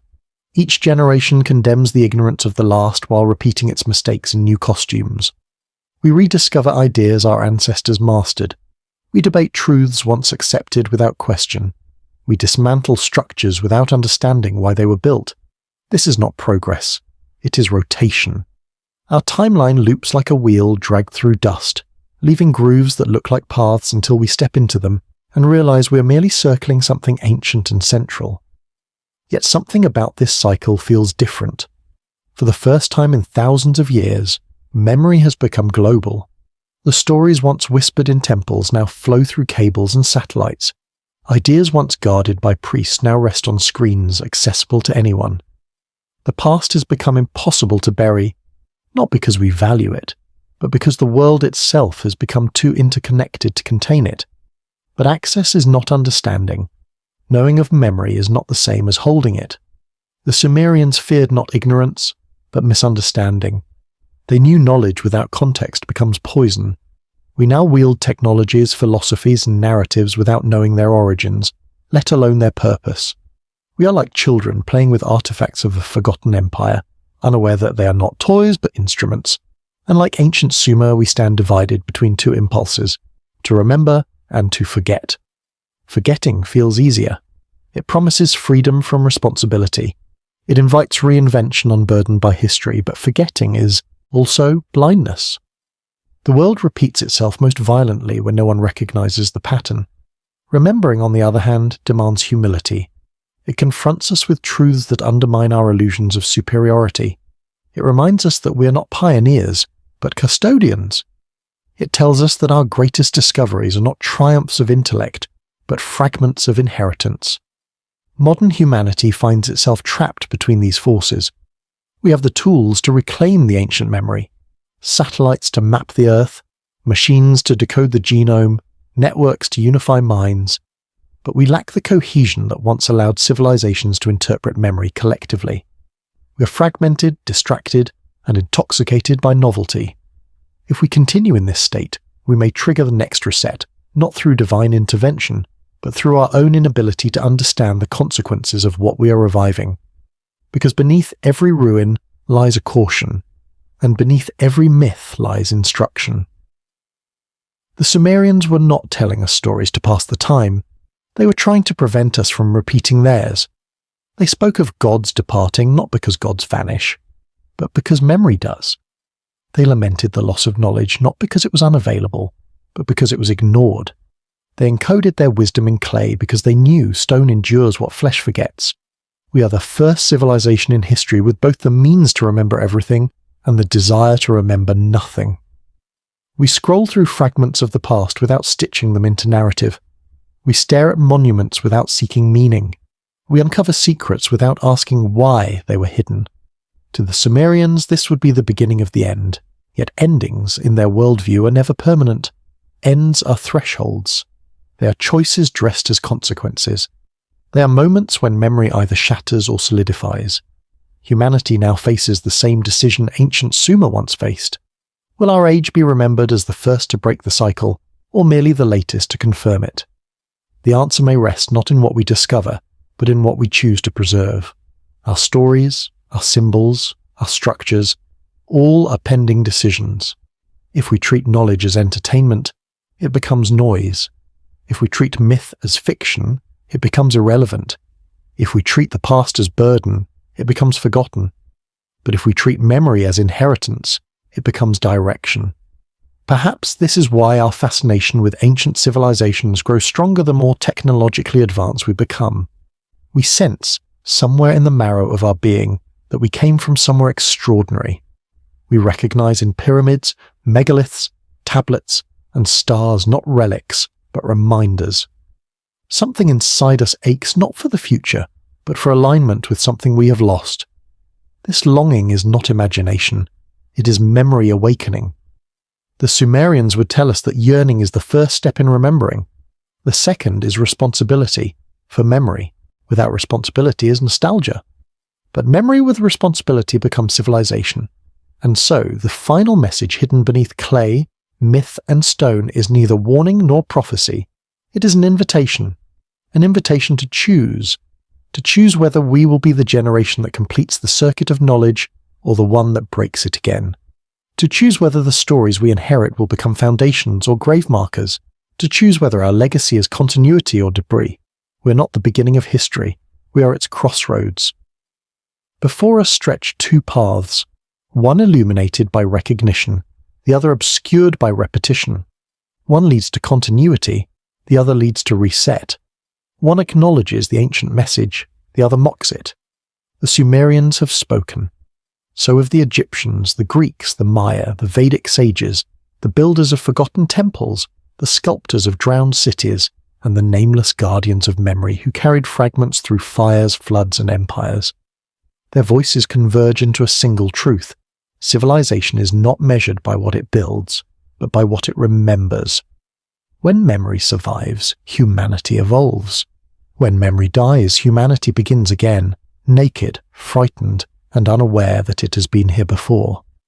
The clay tablets will outlast us. The stones will outlast the tablets. The stars will outlast the stones. But memory, true memory, can outlast them all, if we choose for it to do so. We are the first age with the ability to remember everything. Whether we do so, or whether we let the wheel turn once more, will determine whether this is the end of a chapter or the end of another world. The choice is ours.